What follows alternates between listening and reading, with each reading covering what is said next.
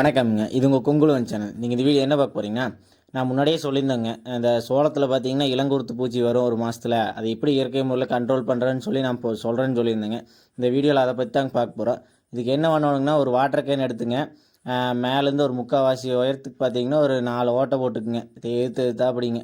அதில் பார்த்தீங்கன்னா பூச்சி போகிற மாதிரி போட்டுக்குங்க. அதுக்கப்புறம் பார்த்தீங்கன்னா உள்ள கருவாடுங்க, சின்ன கருவாடு, நெய்த்துளி கருவாடு நான் போட்டிருக்குறேங்க. நீங்கள் ஏதாவது வேறு கருவாடு இருந்தாலும் பிச்சு போட்டுக்குங்க. அதுக்கப்புறம் கொஞ்சம் தண்ணி, ஒரு கால்வாசிக்கு தண்ணி ஊற்றிக்குங்க, நாம் ஊற்றுன மாதிரி. அதுக்கப்புறம் மூடி போட்டு பயிர் இருக்கிற அளவுக்குங்க, பயிர் எந்த உயரத்துக்கு இருக்குதோ அந்த உயரத்துக்கு கட்டி விட்டுருங்க. கட்டி விட்டு 2 நாள் கழித்து பார்த்தீங்கன்னா அந்த பூச்சியெல்லாம் உள்ளே வந்து விழுவுங்க. இது பார்த்திங்கன்னா நாம் இது மாதிரி தான் பண்ணோன்னு சொன்னாங்க. நாம் வந்து கொஞ்சம் இன்னும் டிஃப்ரெண்ட்டாக பண்ணலான்னு நாட்டு சர்க்கரையும் போட்டு பார்த்துங்க. எப்படி ரிசல்ட் வருதுன்னு அடுத்த வீடியோவில் போடுறோங்க.